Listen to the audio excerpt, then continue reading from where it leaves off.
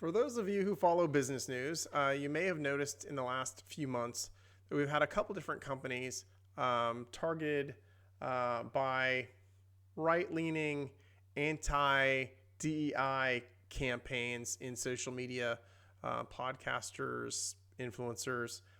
First, it was John Deere and Tractor Supply, and then more recently it was Harley Davidson. And what they're doing is these pundits are getting on social media and they're saying, hey, this brand really identifies as, I'm going to use a shortcut, it identifies as leaning right. However, these policies really identify as being leaning left. And basically trying to stir up trouble for them and stop them from these campaigns that they have for, DEI efforts. So what's happening one after the other is that they're all backpedaling, all three of these now. And it was interesting. I had a conversation with a political consultant about Harley Davidson specifically when they were first, I don't really want to say attacked, but I suppose that's accurate, when they first went after Harley. And this consultant and I both talked about how Harley was really a lot different than these other companies, or like when you think of Bud Light, in that, number one, there's only one Harley. There's not like an easy switch to another American motorcycle. There's like one other company and they're not Harley.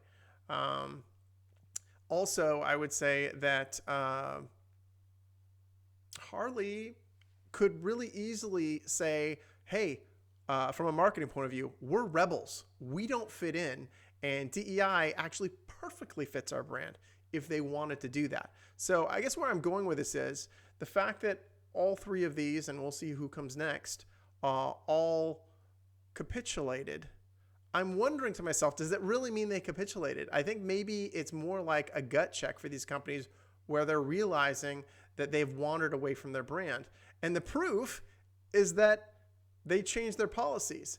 If this really was who they were, and they really did want to push these DEI efforts, then some threats from some social media person wouldn't have deterred them at all. And I go all the way back to Bud Light saying that.